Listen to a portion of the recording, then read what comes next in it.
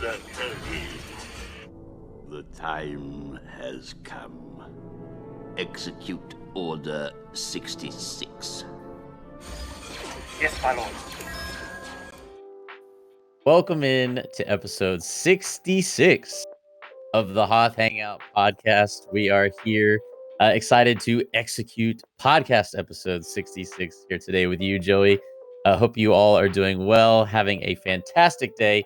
Want to once again welcome you in and remind you that if you're not yet subscribed to the Hoth Hangout channel over on YouTube, definitely check us out there for the video version of every podcast, as well as our reactions, the newest Star Wars episodes and shows as they go live, including our reaction to the third season Bad Batch trailer recently uploaded over there on YouTube. Definitely check that one out.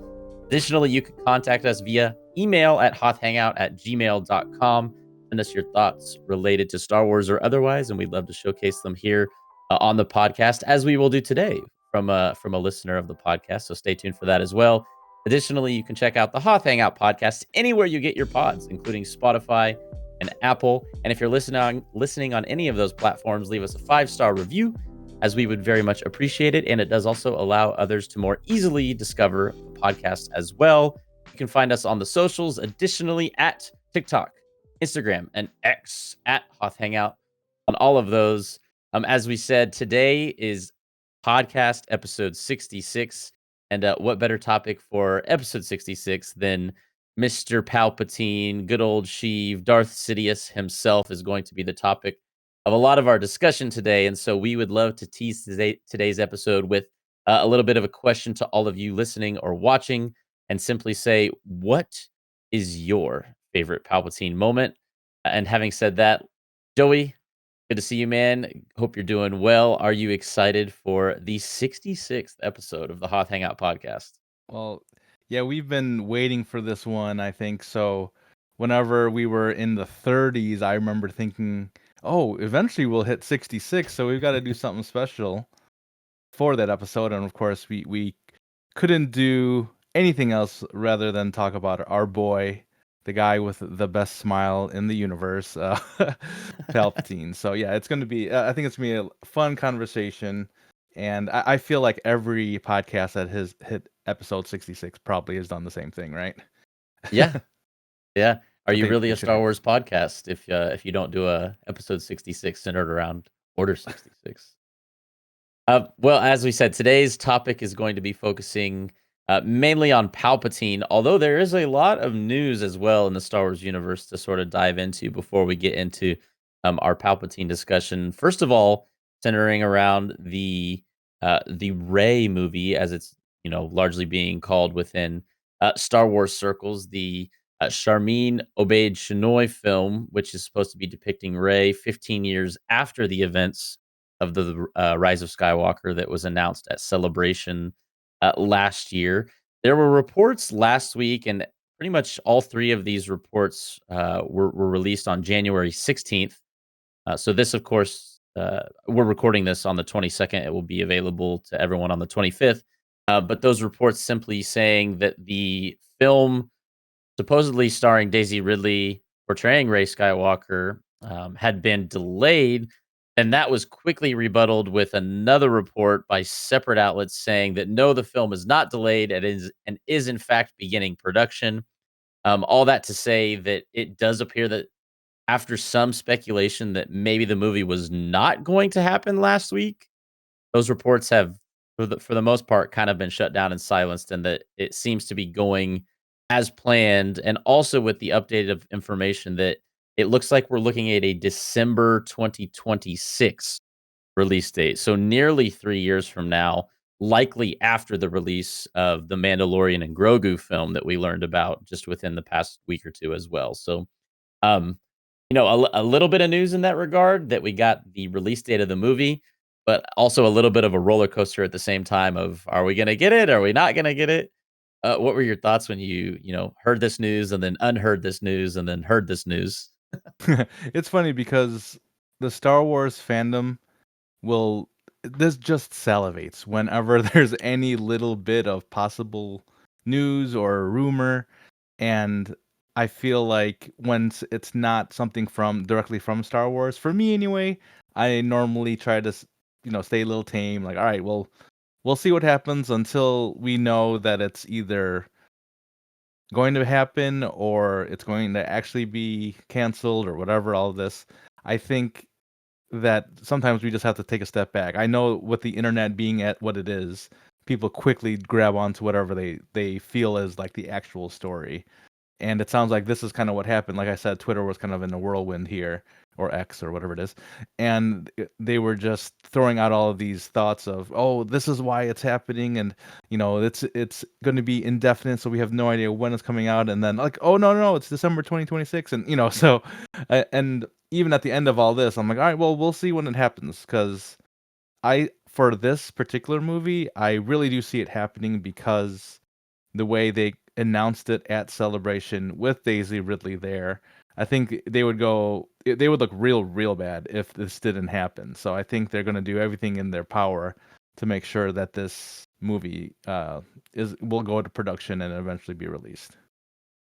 Yeah, and I will say, because I think there's a lot of people out there that are very skeptical of this movie, and maybe skeptical is putting it gently. I would just say that, and you and I have talked about this. I would just say that I'm actually kind of excited for it because Hmm.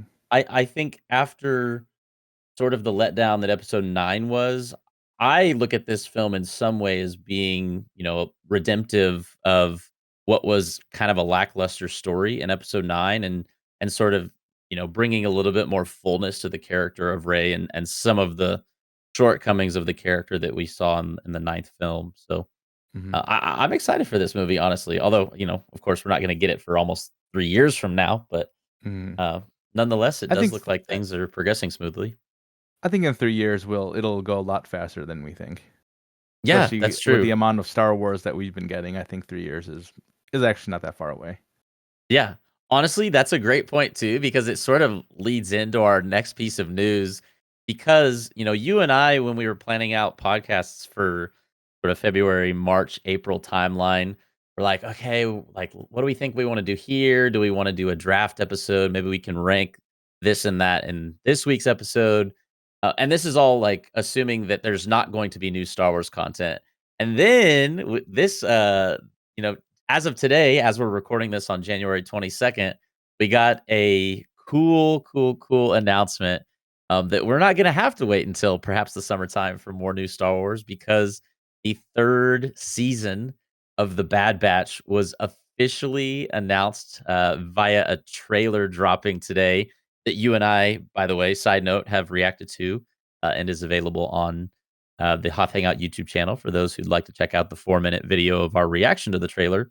Um, Side note, we were also just very pumped watching this. There's a huge thing that happens at the end of the trailer that was definitely a surprise and something that you and I enjoyed.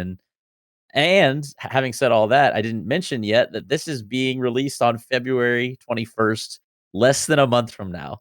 So after planning, like, okay, what are we gonna do for this week? What are we gonna do for that week? It's like, well, we're gonna have Bad Batch every week, so we can always fall back on the fact that we can just talk about the newest Bad Batch episode, which is something that we love doing anyways. So actually, that's how the podcast started. Was we were watching Star Wars episodes and talking about them, and we're like, we should just do this on a weekly basis. So episode or February 21st for season 3 premiere of Bad Batch. Man, what was your feeling as we were watching this together just a couple hours ago? It kind of felt a little bit foreign because we hadn't done it in a while. We haven't had to react to anything since Ahsoka, really. So it's been a few months since we did anything, but especially something like a trailer or a quick little trailer. We haven't reacted to one of those in a very long time. So to have done that on the YouTube version of the platform here, I think it was just really cool to finally get to do that again. And you'll see in the video exactly what we're super excited about. I don't know if we're gonna spoil exactly specifically what it is. Maybe we give a little bit of time for people to watch it. Go watch our video if you don't want to know. But the yeah, I was just super excited. You even asked me what I was excited for, and I just said the exact thing that is very exciting at the end of that trailer. Yeah, I think I worded it as excluding the obvious thing that we're both super pumped for. What was your most exciting part? And you were like, the thing that we were super pumped for. I guess a bit of a hint is that there's a character that popped up at the end of the trailer who we were definitely not expecting to see, and was a bit of a shock, but in the best kind of way. So, third and final season, I should say, of Bad Batch coming out in less than a month's time. Once again, that's on February 21st.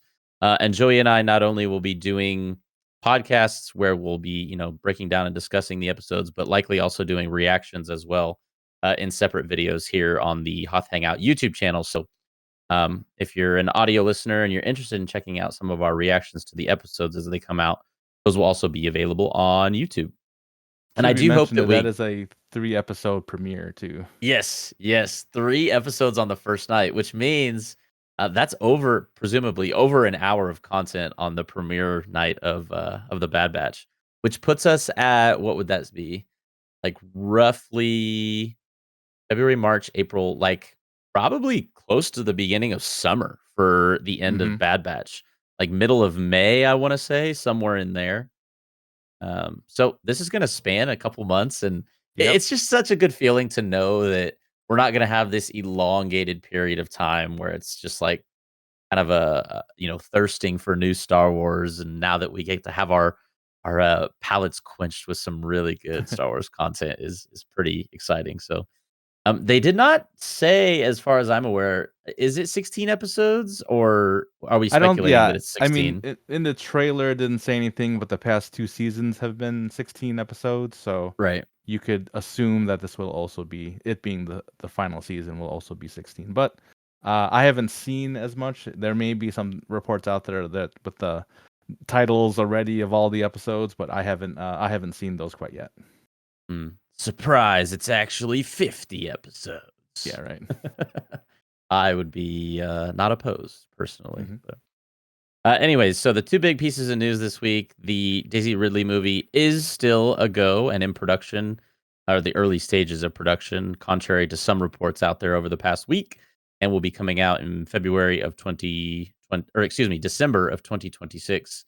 And the Bad Batch season 3 trailer was released today, January 22nd, and will be dropping on the premiere February 21st of this year, 2024. So less than a month's time till we get some more Bad Batch. I'm pumped. We also want to showcase a couple of comments from some viewers from last week's episode, as well as take a look at this week's polls that we asked over on X, as well as on the YouTube community tab. And then we do also have one last special thing that is one of our sort of a viewer voicemail segment, I guess, as we're calling it, that we'll talk about after some of our comments and polls. First of all, the comment from Spy on Sports talking about last week's episode where we covered all things Dark Plagueis. Spy on Sports says, favorite Star Wars books in response to our question, what is your favorite Star Wars book? Timothy Zahn's Heir to the Empire series, Heir to the Empire, Dark Force Rising, and Last Command.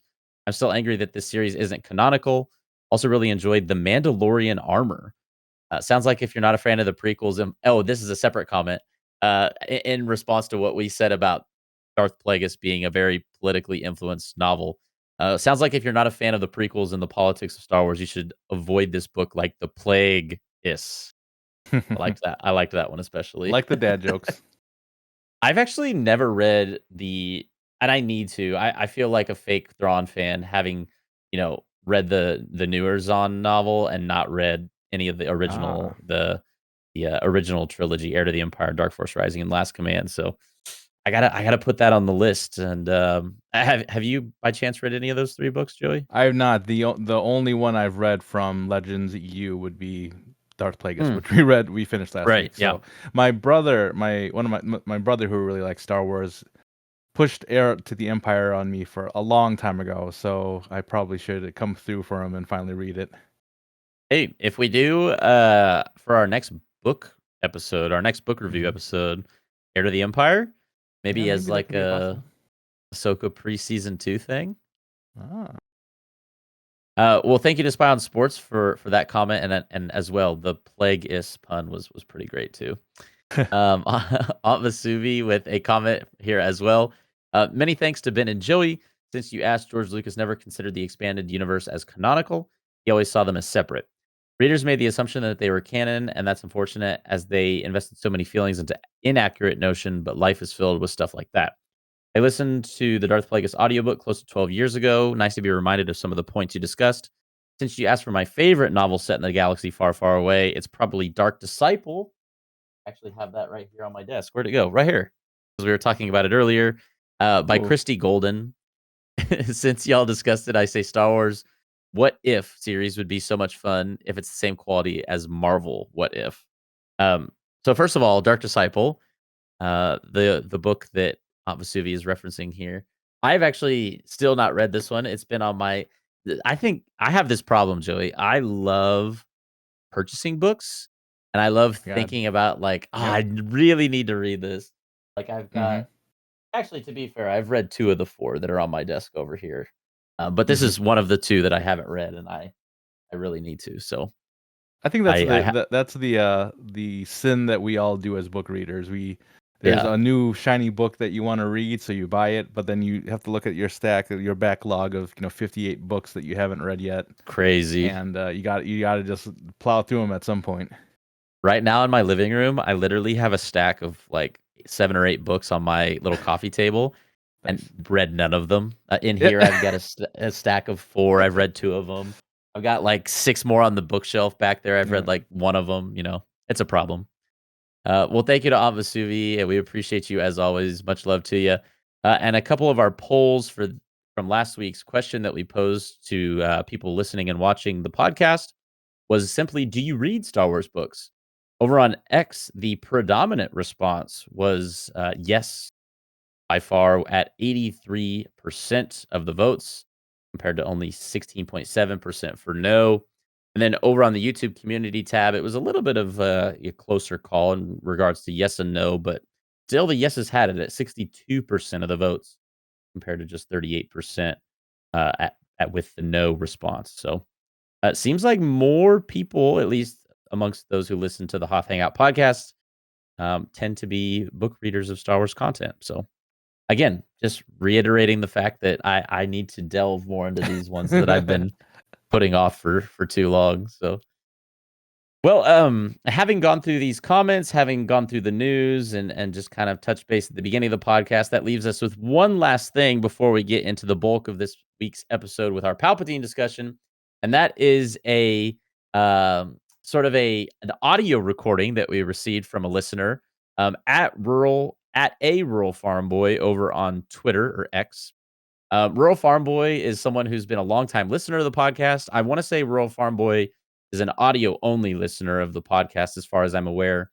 But having said that, he comments pretty much weekly on some of the stuff we post over on X, and not just on our podcast, but Rural Farm Boy tends to be a listener and connoisseur, I might say, of many, many Star Wars podcasts out there, and has made it part of kind of his mission as a Star Wars fan to be a member of the Star Wars podcasting community. And so, really cool guy, and he's actually left us a voicemail. We're going to share part of that voicemail here on the episode, and so take a listen into this sort of voice memo that was sent to us via Rural Farm Boy.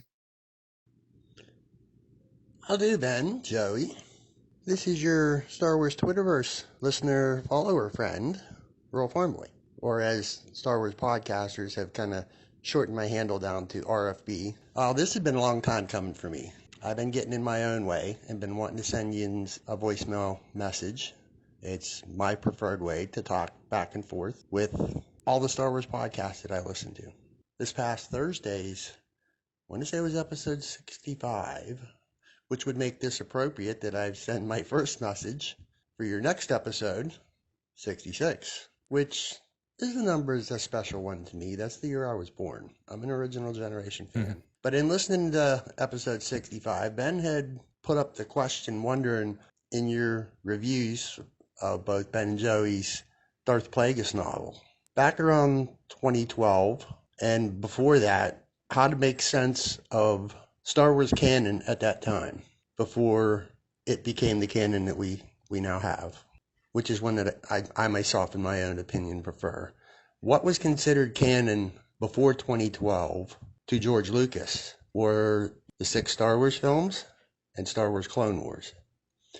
Everything else aside of that weren't considered official canon. It was what used to be called the expanded universe, which no longer exists. There's just canon. There's not extended canon. There's not extended universe. We have canon now. It's either canon or ain't. And what ain't included in canon is considered legends. That's how canon worked back then, as I've understood it for the many years I've been a Star Wars fan. So I hope that's a help, and looking forward to what next episodes of Hoth Hangout Yins will be talking about, and grateful for the company. I'm an audio listener. I don't really keep up with Star Wars YouTube very much. I have a very select few, and I'm grateful for what Yins two boys have done for over the past year that you've been putting your podcast out. I'm grateful for the company. Looking forward to more and having some long form back and forth with Yins as I send messages and listen to your replies on the next episode. So may the force be with you both. Look forward to seeing you on the radio. And as an Imperial supporter, former member of the 501st, I am obligated to say, long live the Empire. I didn't know he was a long live the Empire kind of guy. Yeah, that was a plot twist at the end. Yeah. Well, we want to say a big thank you to Rural Farm Boy RFB, as he's known, for leaving us the message about Star Wars canonicity, I guess is the word I will use, but also just for sharing with us kind of I mentioned, of course, 66 being special because that was the year he's born, and so I guess that would mean like going into New Hope, or at the time, I guess it would have just been the Star Wars. Maybe he saw the film as an 11-year-old. Yeah, that's awesome. I'm envious of that experience. I wish I had that. Yes, thank you RFB for that. Yeah, that was just really cool to. It's one thing to read messages, but to actually hear a voice behind it it's a little different. Hits a little harder. Yeah, I would totally agree. Rural Farm Boy is someone who we've kind of interacted with over on Twitter for the past at least 6, 7, 8, 9 months or something like that. So like you said, it's really cool to put a voice to the name and kind of have him here with us on the podcast for a couple minutes in MP3 form to share some thoughts with us on the state of Star Wars and kind of as it relates to canon. And I think I did say something. This is also in regards to Aunt Vesuvi's comment. I think I mentioned that maybe canon in our last week episode. I mentioned that canon prior to the Disney acquisition included expanded universe. That definitely is not true. Yeah, it does sound like it's not true, right? Yeah. So, and now I guess it sounded it was more something fan built that oh well there are these books, so obviously this must be part. Sure, yeah, but yeah, like RFB said, from the perspective of Lucas, it was always just in terms of canon, it was the films and Clone Wars. So, we want to say a special thank you to all our comments that we got this week, and a special thank you to RFB for submitting that voice memo to us. We really do appreciate it, and look forward to hearing more from you in the future, hopefully too. So, and as another reminder, anyone is always welcome to send us a voice memo like that to via email. hothhangout@gmail.com is where you can reach us. All right, Joey, the time has come. It is, of course, episode 66, talking all things Palpatine. I will begin things by simply saying I love democracy. Um, and Palpatine is, I'm not sure, the best example of what it means to be the leader of a democracy, but having said that, he is nonetheless the emperor of the Galactic Empire for upwards of, I believe, 23 years. But of course, before he was ever the emperor, he was just a simple, kid on Naboo, good old Sheev. We got to see kind of this, early part of his life a lot when you and I read the book last week, Darth Plagueis, and sort of see the early stages of his turn to the dark side, which it kind of sounds like he was already headed down that path anyways when Plagueis found him, and then Plagueis just kind of pushed him a little further down the path. So yeah, nice little shoulder nudge it right into the dark side. Yeah, less of a push and more of just like a kick him down the path to the dark side. Palpatine, as he eventually became known, he dropped the first name. I've understood it that he dropped his first name kind of as a spite towards his parents, whom he did not get along with, particularly his father, as we saw in the Dark Yeah, Plagueis novel. who spoiler alert, he ends up killing all of his family, which I Yeah, had no idea. Again, Plagueis, Darth Plagueis novel not necessarily being canon, I guess, right? right. But or not being canon at all. But it's these are the stories that we'll go over now because that's what we have given to us. Yeah, yeah. Kind of. I mean, it sets the stage though for I think it's easy to look at him in the context of the original trilogy, and even in the context of less so in the context of the prequels, because you do actually see him kind of kill some Jedi in the prequels.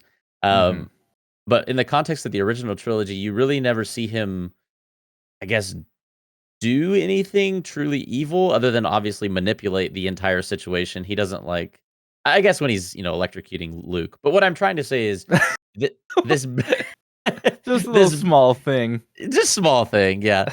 What I'm trying to say is the background of the character, you begin to understand more just how bad this guy is when you understand that he literally killed his family, as you said. hmm And he really, didn't feel remorseful or regretful about it. It was just kind of something he did on his road for power and his quest and his hunger for the dark side. And so shortly thereafter, he is taken under the wing of Hugo Damask, who he knows, you know, his Sith name to be Darth Plagueis, and he's trained in the dark side by Plagueis, and Plagueis, who kind of had this fascination with midi-chlorians, which maybe we can talk about a little bit more at some point in today's episode. Um, who understandably did or did not teach Palpatine a lot of what he knew. It's kind of unclear as to exactly how much Palpatine, was taught by Plagueis in that regard. But um, Palpatine, after kind of, something happens to Plagueis that renders him more vulnerable than he would be otherwise. Palpatine eventually capitalizes on an opportunity to betray his master and asserts himself as the Dark Lord of the Sith and not the apprentice of Plagueis. So that is kind of the early life of Sheev, all condensed into whatever that was, 5 minutes. But just as sort of like a recap from last week's episode, which, by the way, if you want to hear Joey and I's more in-depth thoughts on kind of that period of Palpatine's life, we talk a lot more about it in episode 65, last week's episode of the podcast. Um, but just to kind of tie that all together and also recap last week's episode at the same time for those that didn't get to listen to it. Um, what were your general thoughts on this period of Palpatine's life as it pertains to sort of his journey towards the dark side? Bad guys are bad, and it's interesting to learn when they became bad. It's like, remember I was talking about how I like watching bad movies because I like the moment. I like finding that moment when it's just way too much. Like, this is. Oh, by the way, we need to talk about Rebel Moon later at some point. But I don't know if you had watched that yet. No, I But haven't. I haven't. We need oh, to. okay, okay, that's like a discussion for later. I liked seeing Palpatine early on because I was wondering, was he always just kind of this bad person? And to find out that early on he had basically killed his family. So yeah, in this case, yeah, bad people be bad, and there's something interesting, something to the idea that those villains out there in the Star Wars like this, when you have this terrible emperor, that it started from very early on. So it's almost like, well, at least he didn't turn to it. When you got someone like Anakin who wasn't like that, who was, supposed to be good. He was supposed to be kind of the savior, but he ends up turning on everyone. So, it's just interesting seeing the development of these types of characters and when they became quote unquote bad. So that was probably the biggest takeaway that I got from the Darth Plagueis book. And just to see that early on, like, oh, early on, yeah, he was kind of wild, and he was kind of not a good guy early on, so it makes sense here. Yeah. I'm looking here at if you're watching the video version of the podcast, you're looking at kind of this I believe it's a Phantom Menace picture Mm. of Palpatine. There's this really great moment at the end of episode 1 where Palpatine has just or excuse me, Darth Maul has just been killed by Obi-Wan, and so there's this scene where Qui-Gon Jinn's well, killed, quote unquote. Qui-Gon Jinn's body is being burned, and they're all present, and there's this meeting with Mace Windu and Yoda at the at sort of the ceremonial burning of Qui-Gon's body, and there's this conversation being had: which one was killed, the master or the apprentice? And it's ironic because the camera pans, of course, to Palpatine, and obviously we know at that point that he's, Darth Sidious. But what comes into even more context, and we said this in last week's episode as well, at that moment, he had so uh, recently become the Dark Lord of the Sith. Like, it was only days prior that Plagueis was alive, and he was the apprentice of Right. Plagueis. So, just kind of to add to the irony of that scene where it pans to him. Not only is he like the master who they're referring to, who has not been killed, but he recently was the apprentice. So there's even a little bit more irony in that scene that, Right. that maybe if you haven't read the Darth Plagueis novel, you may not actually realize. So, um, I guess kind of transitioning to the next phase of Palpatine's life, he's nominated to become Supreme Chancellor of the Republic. He ultimately succeeds Chancellor Valorum in obtaining that role, and it's actually, I believe, on the night he's nominated, or the night before he's made Supreme Chancellor. Isn't that right? Where Hmm. he slays his master Plagueis, and so this is just, of course, an early step in his plan to becoming the emperor that we know him to be in the original trilogy. And so, all that being said, I wanted to mention something when we started talking about him prior to the early years section. Um, did you know that George Lucas based Emperor Palpatine on dictators that included Caesar, Hitler, Stalin, and Napoleon? And trivia time. Are you ready for this? Okay. Which US president did George Oh. Lucas also base Palpatine on? Oh gosh. Uh, Trump wasn't around yet, so. um, who I'll is give it? you a hint. This Okay. president is kind of, he kind of went out on a bad note for doing Oh, something that was scummy. Nixon. Yes. Little Nixon action. Nice. Yeah. George Lucas is quoted saying that a lot of the inspiration for the character of Emperor Palpatine was Richard Wow. Nixon. So, fun fact. Um so yeah, moving into I guess the next phase of Palpatine's life, Palpatine the politician, so to speak. I want to touch on kind of the double nature Mhm. aspect, because I think that's also something that gets overlooked in that during the entire prequel series, like, he's still Darth Sidious. Obviously, he's leading this double life. Um, that's something that I don't know. How do you feel about that period of Palpatine's life, and that when he's coaxing Anakin slowly and slowly to becoming more of the dark side? This is, of course, all part of his plan. Is this period of Palpatine's life something you would be more interested in seeing kind of more content in? Or if you had to pick a period, would it be something earlier, like when he's in the early years with Plagueis? Mhm. Well, I think we got some good exposure now to what he was like. Phantom Menace time, and going into where he becomes the Supreme Chancellor.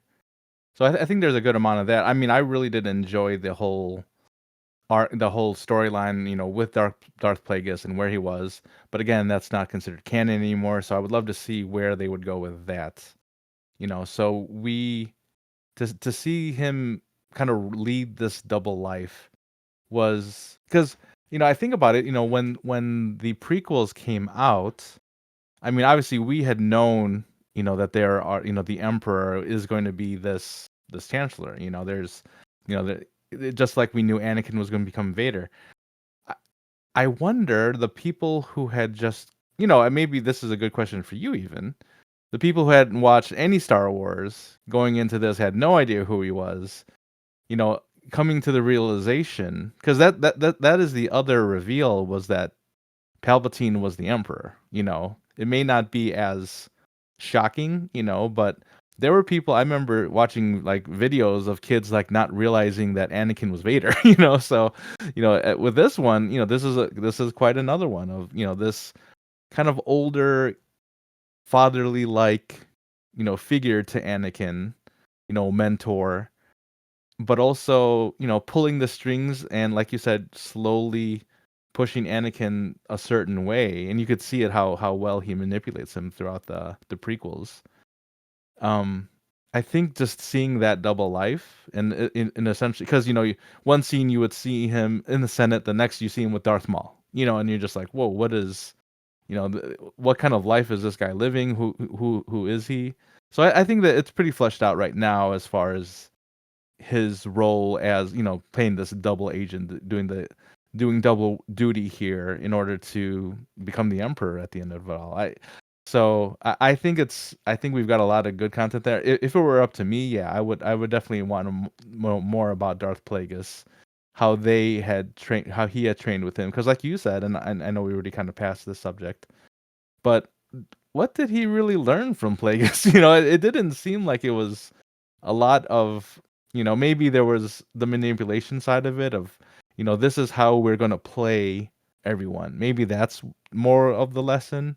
But as far as the Sith powers, the bad guy Juju, like, it didn't feel like he learned a lot from him in that sense. But maybe it was more of the manipulation side, according to the book. Maybe we could see that if it was something more canon, that we could see a little bit of more of that training of him becoming a Sith.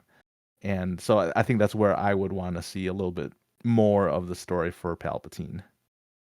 Well, it's funny you mentioned that because I'm pretty sure there's a Star Wars comic where it's heavily implied that this is the reason I kind of brought up the midichlorian thing earlier with the Plagueis talk. It's heavily implied that he may have been the one responsible for creating Anakin.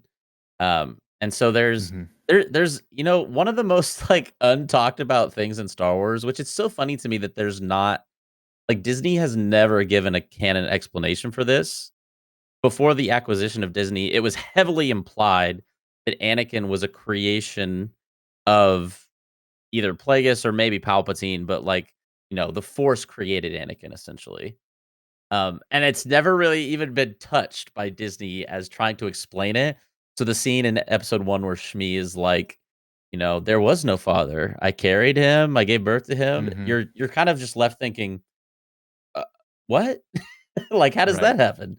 So there's this comic that was released. I want to say it was a Vader comic where I think he's having sort of like a nightmare in a Mm. dream, and he sees Palpatine sort of around his mother Shmi, sort of, hinting, and maybe fans took this to mean something it didn't mean, that he was responsible for the creation of Anakin. But nonetheless, definitely not something that's been confirmed as canon or by Disney. So, but there are many out there who think that Palpatine may have been responsible for the creation of Anakin Skywalker. So, nonetheless, side note before we do transition to sort of the original era of Star Wars, the 77 through 83 era, if you type in most powerful Sith of all time into your Google search, guess what comes up? Darth The Emperor. Sidious, the Darth Emperor. Sidious. And the last thing I'll say about prequel era Palpatine, and this is maybe a question I'll pose to you as well, Joey. This is probably my favorite era of Palpatine, particularly as it relates to Clone Wars. I Yeah. love getting to see Palpatine in the Clone Wars show, and I think it's cool to see because you get to see him, fight in the scene against the three Jedi Masters and Mace Windu. But it's pretty limited scene, not like as much fighting as you would like to see. So, to get to see him actually lightsaber duel some people in the Clone Wars is part of the reason that's maybe part of my one of my favorite era of Palpatine, I should say. Do you have a favorite Palpatine era? Um, Gosh.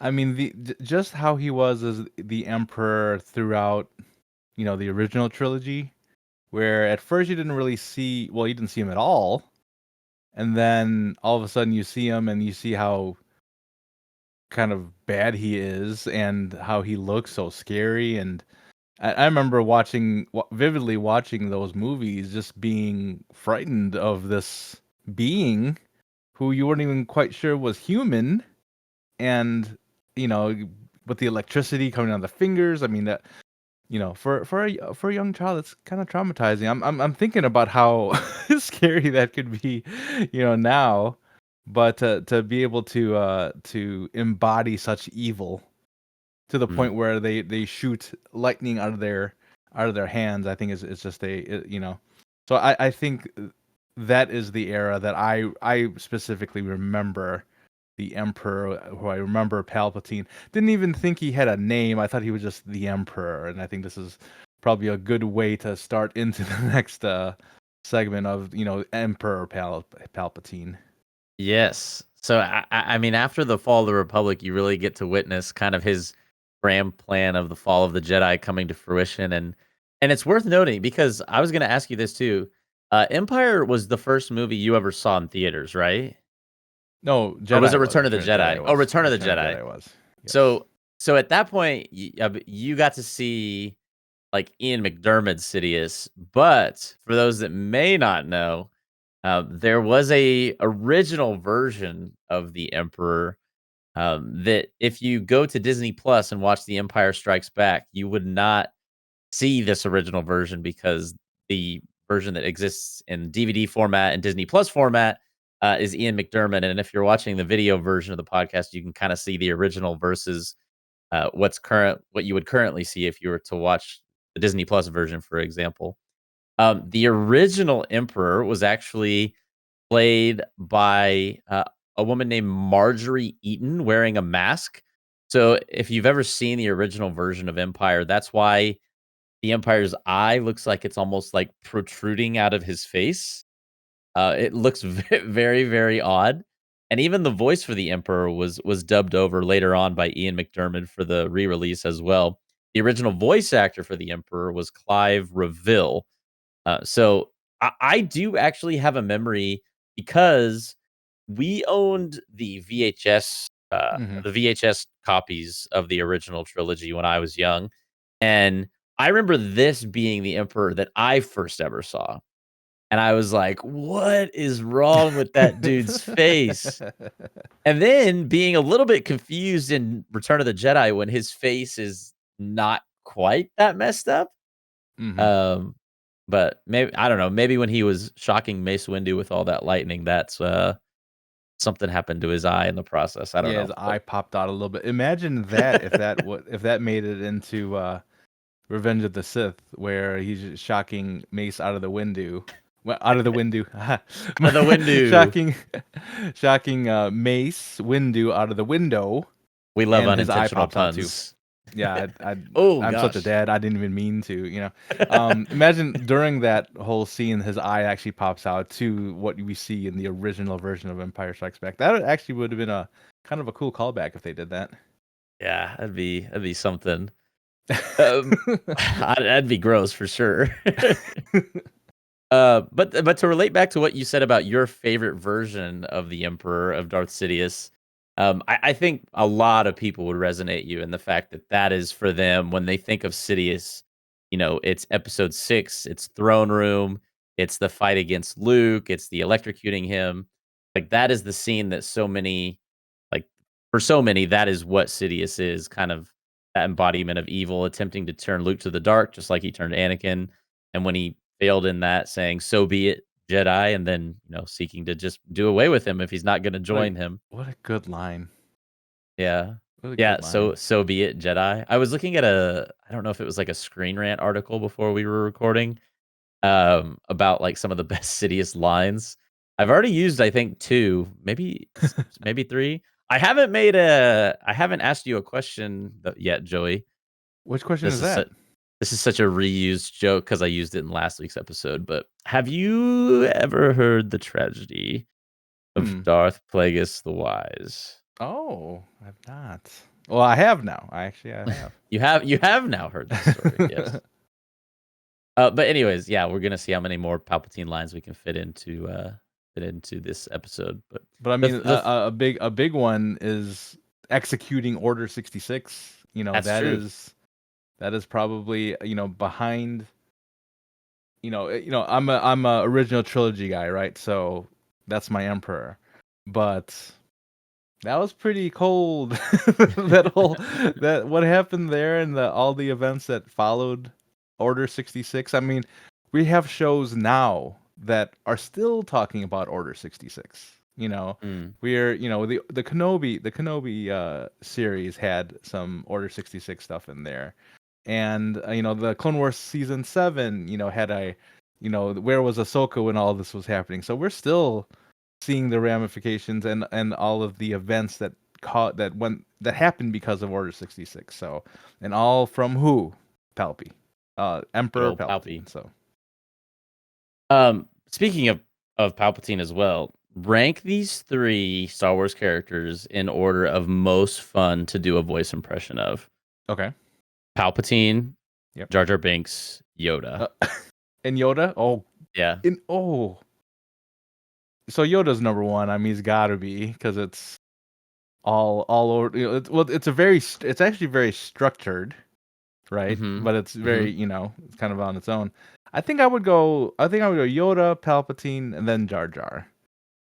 Because Okay. I don't know, just with Palpatine to do it, just that one alone is just so easy, and anybody can say those 2 words together in that tone, and you know exactly who they're referring to. Yeah. Okay. I Do it. like those rankings. What about you?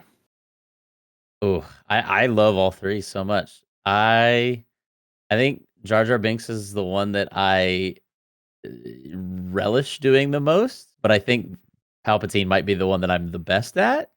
So take that with whatever you may.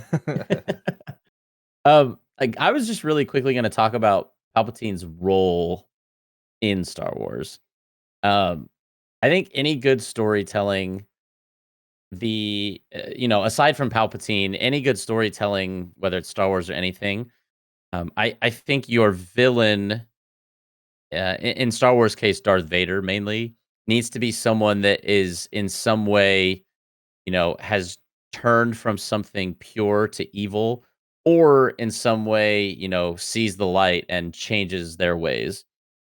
Vader is both of that, but I will say, as it relates to Palpatine, I think what elevates the status of those characters in science fiction, fantasy, whatever genre you want to say, I think when you have whether it's someone who's above the other main antagonist or someone who's, more powerful, whatever it may be, I think when you have a pure evil, it makes the character who is the redeemable evil character even better because it A gives them something depending on what point in the story you're in, it gives them something to that character is sort of like aspiring to in their evil, or something that in their aspiration towards they realize that's not what I want to be. Right. And so I think really what Palpatine is to Star Wars is kind of like what, I don't know if you're a Lord of the Rings fan, but like what Sauron is to Lord of the Yeah. Rings, or what Voldemort is to Harry Potter, I guess. And that, well, I guess. So, Anyways, I'm getting lost in the analogy. My point is that kind of Palpatine serves this point of being kind of this uh, far spectrum of just pure evil, right. whereas Vader is evil, but he is redeemable evil, and in his quality of still being able to be redeemed, having Palpatine there as that source of pure evil kind of allows us to look at Vader, look at Palpatine, and say, like, that's what he could be, but he chooses to be this instead and save his son. So, um, I thought it's worth mentioning in terms of kind of the overall scheme of how, especially Return of the Jedi, because I know that's your favorite movie. Um, so Palpatine, pure evil. Do it. Thank you, Gibbo. I hope that came through on the end for all the listeners too. In case it didn't for whatever reason, Gibbo just played the do it sound in the background. Thank you, Gibbo. The last thing I'll say about this era of Emperor Palpatine is this is also kind of the era that what used to be expanded universe before the acquisition of Disney, not canon.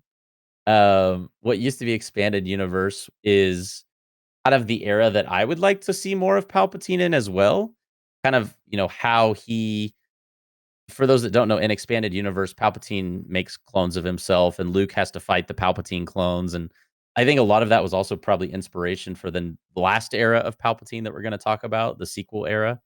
Um, so I think it'd be fun, worth exploring that era. I don't think it's something we're going to get, be completely honest, but I know that a lot of people love those novels with Luke and Mara Jade and Palpatine kind of during that post Return of the Jedi during the 80s when we were getting all those great novels. Right. So I'd like to see more of him in that era Yeah. personally.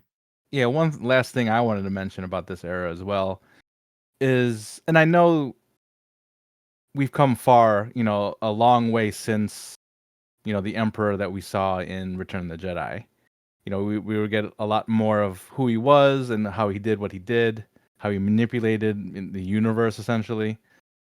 But I look back at the end of the Emperor at the end of Return of the Jedi now, and I'm like, that's all that it took to take him out? Like, just pick him up and toss him down and so that kind of feels a little cheap now. When something when when you talk about things, if they hold up well, for me that part doesn't really hold up as well as I would like it to, because you've seen him defeat Jedi, you've seen him manipulate, like I said, the entire universe. You've seen him do all these things, and I know this was the story about Vader's redemption at the end of it, right? That's the whole point.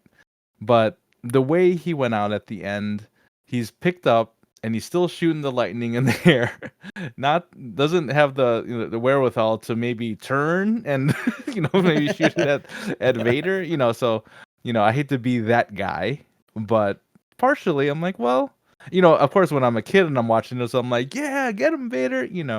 But now when I look back at that particular scene, I'm like, well, I guess that's how he went out, and it almost, and I think again this is a good way to transition to the next segment of his reign, of his appearances in Star Wars, where you go into this, he just gets thrown down a shaft, and then all of a sudden to appear how many years later in Rise of Skywalker. So I think that is probably the most jarring and the most confusing, and there's just a lot that has happened in between those time periods.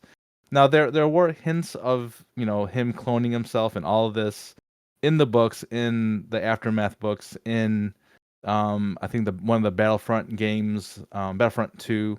So there were hints here and there, but if you hadn't caught up with those things, you might not even know that this was even going to be a possibility going into the sequel trilogy. And as you could probably sense by my tone, not my favorite Emperor Palpatine by any means. Somehow Palpatine has returned. That is what we in the show notes. That's what we named this particular time period of Palpatine. So, so yeah, to see where he was to come up to this, I think it was a lot of hype going into Rise of Skywalker. I mentioned before I was at Celebration in 2019 when they showed the trailer, when Ian McDiarmid came on, was on stage at the end of the trailer. When if you remember the trailer, you hear Palpatine's cackle at the end, laugh at the end of the trailer there. So I was in the room when everyone kind of exploded and there was all this excitement and all this. But then we quickly walk away from our seats, go back to the show, and we're thinking, wait, what?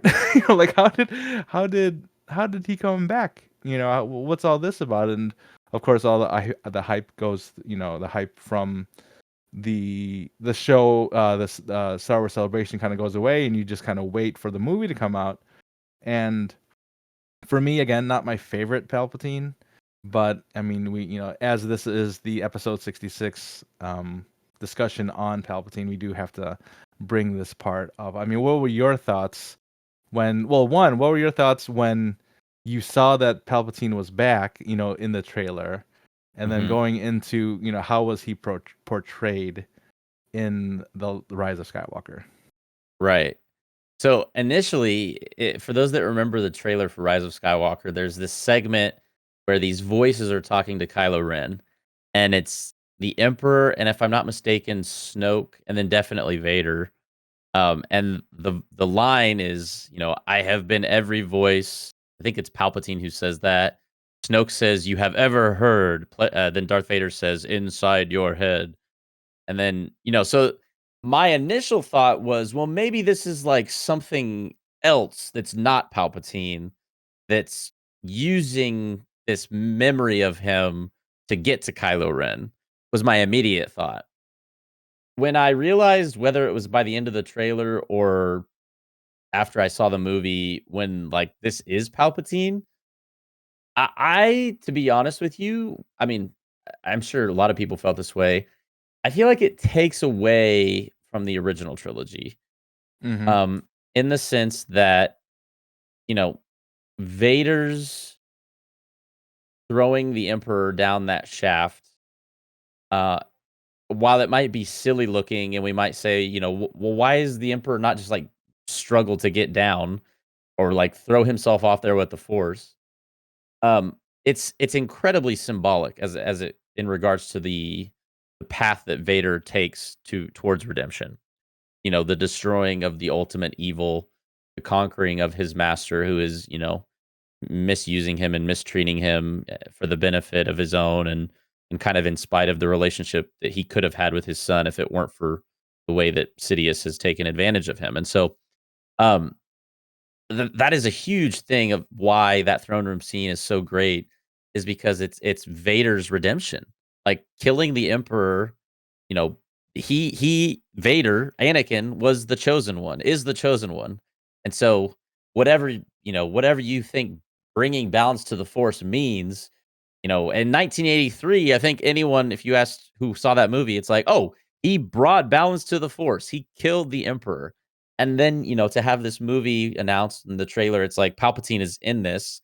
It's like, well, what was the what was the sacrifice for then? Like, Mm-hmm. why, and actually, I don't know if this is like Disney canon or not. I was reading an article that said this, and to be completely honest, I wasn't even aware this was the case. The article said that the Palpatine we see in Episode 9 is Palpatine's like Sith spirit in one of his Palpatine clones, Mm. which I was not aware of that. And I don't even Mm-mm. know if that's technically canon. Um, but in regards to whether it's true or not, I still don't think it. I still think either way, it takes away from some of the sacrifice that if Palpatine, and I know that that's like expanded universe originally where he could like clone himself and Luke had Right. to fight the clones. I think when you're talking about the core story of Star Wars and the films and what it meant for Vader to kill the Emperor and sacrifice himself for Luke, I think it does a disservice to the story of Anakin and to the story of Vader, bringing him back. Sorry, that was a really long-winded answer to your question, but um, I I think there's a way to do this, bring him back, and I don't think Episode 9 did it well. I don't think Episode Right. 9 did many things well. Yeah. Yeah. And this falls in that category. So, um, I I really hope we don't get any mention of him Right. in the new Ray movie that's coming out 3 years from now. Yeah. Yeah. And I was gonna mention that is that Rey is a descendant of Yeah, it's Palpatine. just like you just dug yourself a hole, Disney, and Yeah. now what are you gonna do with the new Ray movie? Right. Yeah. So it was just no. She's Rey Skywalker. Remember? Um. Yeah. Yeah. So Okay. to have seen that. I mean. Yeah, you're right. The disservice you provide now that you've kind of laid upon Return of the Jedi now is kind of irreversible now, right? You've put it into a place where, like how do you have both of these things, right? Where you have Anakin, the chosen one, bringing balance to the Force. But the way he does it is by, destroying the Emperor, who shows up, 30 years later or whatever it is in Rise of Skywalker. So yeah, when you bring up that point to me, yeah, it even gives us, and it's too bad because here's the thing, here's us. I don't know if we want to call it a celebration of Sheev Palpatine for this episode, but kind of, right? We're talking about him. Sure. And this very much reminds, I like the sports analogies, Ben. So this very much reminds me of my guy, Michael Jordan, coming back to the Washington Wizards. Like, what are you doing? You're too old for this. Just retire. I remember when you hit the shot against the Jazz. Can I just remember you for that? No. Now I got to see an older, slower Jordan in a blue uniform. And by the way, now Palpatine's in a red uniform, if you guys didn't see. So, you just see it just doesn't make sense. Your brain isn't able to comprehend, so as much as I try to always look for the positive things in Star Wars, Rise of Skywalker, like you said, did a lot of bad things to it. So again, as you could probably tell, not my favorite era of Palpatine, but an era nonetheless that we absolutely had to at least mention here on the episode. Yeah. And I hate to I don't want to belabor the point of just kind of talking down on episode 9, but it is worth mentioning what we just discussed. Like, how does this play into what they decide to do for all the future post episode 9 films? Mm-hmm. Like, are you just going to completely ignore the fact that Rey, which, by the way, we haven't talked about this at all. Like, where's Palpatine's, person who he had a child with? Where's Palpatine's son / daughter? We don't even really know. I think in the expanded commentary on the film, I believe it does say it was his son. Mm-hmm. And I read this in an article too. So this is not, don't take this with, take it with a grain of salt. I guess I'll say that. I read that his son was a unaltered clone of him who had no force powers. Oh, Unnamed, gave no name. Still, it could very well just not be true. Boba But Palpatine. Boba Palpatine, exactly. It sounds like the name of like a drink during like a May the 5th special or May the 4th special at like your local boba shop or something like that. Not a Boba bad idea. Palpatine. The boba balls are shaped like Death Stars. Oh, now you're talking. Now we need to open a boba store. No one steal that idea. Patent pending. Anyways, yeah. Palpatine is a character that this just has given so much to Star Wars. He's really, kind of been more or less the source of what not to aspire to. But I think every good story needs something like that, and I think he delivers in that role really well, with the exception of Episode 9. Actually, I don't actually mind that scene in Episode 9 because it's action. You're like, oh, this is cool, I guess. Mm-hmm. From a storytelling perspective, it's kind of but like, here's the thing, what's happening? When I mentioned earlier when Emperor died in Return of the Jedi, the way they did it in Rise of Skywalker was much cooler. His face flying his face off, melting off, and then Rey with the dual sabers just blowing him away. Yeah, so that's the way I wanted the Emperor to go. So kudos, Yeah. I'll give them the check mark on that one. I still ironically have the poster for Rise of Skywalker up over here. I use it almost like a blackout curtain for the window. I put it up in 2019. I debated taking it down after I came home after the movie, but it still hangs over there. So Palpatine's Poster on it. though, it's a good poster. Yeah. It's a great poster. Great poster.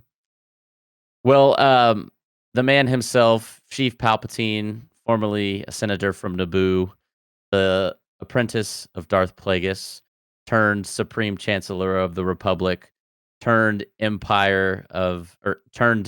Supreme Emperor of the Galactic Empire, eventually the fallen clone of himself, destroyed eventually by Rey Palpatine, his granddaughter. That story kind of went downhill towards the end, but you get the point. He's a character full of many facets and many sides, and a character who really makes Star Wars Star Wars. And having said all that, he's one of my favorites personally. I don't know about you, but this has been kind of our episode 66 special, execute podcast 66, as you might say. And the question that we'll once again pose to all of you that we posed at the beginning of the podcast is, if you had to pick from a favorite Palpatine moment, what is your personal favorite Palpatine moment? Let us know down in the comments of the YouTube video or on any of the socials, or at email, hothhangout@gmail.com. Once again, that's what is your favorite Palpatine moment. Joey, did you have any do it? Joey, did you have any final thoughts on Palpatine before we sign off for this week? No, I think the best thing that you said that makes a lot of sense is that he was pure evil. Mhm. And you need that, almost that North Star, where you know where you lay on the spectrum based off of him, so Mm. where Vader was more redeeming, obviously you have all the rebels, they're much further, but that would be a cool little spectrum if we would ever be able to come up with, maybe on a future episode where we just mark on, where everyone lies on the spectrum. I think that would be a cool one. But yep, he's pure evil. He really scared me when I was younger, and I am glad he's gone. It'd be, this entire spectrum. You'd get to the end, it'd be like Palpatine, and then just right of that, Jar Jar, Dart. We knew it. the ultimate evil. It's gonna happen someday. It's gonna happen. Um, well, anyways, thanks again for joining us for episode 66 of the Hoth Hangout podcast. Next week, during episode 67, we will be doing another trivia episode. It's been a while since we've done one of these, and we're looking forward to doing one next week once again. These are some tough questions. Gibbo really pulls out the stops when it comes to the difficulty level for these questions. So tune into next week's episode of the Hoth Hangout podcast, when our trivia topic will be the live action Star Wars shows. Joey and I going head to head in that one. Gibbo supplying the incredibly difficult questions that make Joey and I look like the most half-hearted Star Wars fans out there. But we're excited. I do love doing the trivia with you guys. So again, look forward to that next week. Once again, if you are not yet subscribed to the Hoth Hangout podcast, you can check us out anywhere you get your pods, including Spotify and Apple. Leave us a 5-star review on each of those platforms, as it does help the discoverability of the podcast as well. The video version of the podcast is available on YouTube, as well as all our reactions to Star Wars shows as they go live. Additionally, you can contact us at our email, hothhangout@gmail.com. If you'd like to send us a voice memo or any questions, Star Wars related or otherwise, we'd love to showcase them here on the podcast, as we did with Rural Farm Boy today. Earlier in this episode. I feel I'm like thinking that I got the name wrong there for some reason. You're right. Okay, RFB, I got the name. RFB. RFB, yeah. I just wanted to be doubly sure that I didn't get the name wrong. Shout out once again to RFB. And of course, you can check out the Hoth Hangout podcast on all the socials, including including Instagram, TikTok, and X. And once again, Joey, any last thoughts on today's episode or anything about next week's episode? I'm throwing the gauntlet down with you on trivia. Yeah, I'm expecting a clean sweep of Gibbo just sweeping both of us. We're both like 0 for 20. That's right. Well, we do want to say thank you to Gibbo as well for producing today's show, all the video and assets as well, and for being the emperor of this podcast. Appreciate you, Gibbo. And for all the do-its we got during today's episode, too. I like that. Well, shout out to George Lucas. Shout out to Dave Filoni. Shout out to Ian McDermott. And shout out to good old Palpy himself, Darth Sidious. Thank you for joining us for podcast episode 66. And we'll catch you next week with episode 67 of the Hoth Hangout podcast with some Star Wars live action shows trivia. And in the coming month, when we're going to be discussing all things Bad Batch Season 3 and watching that as it comes out. We look forward very much to all of it. And hopefully you can all be there with us as we go through it. And until the next episode, thanks so much for listening to this one. And until next time, may the Force be with you.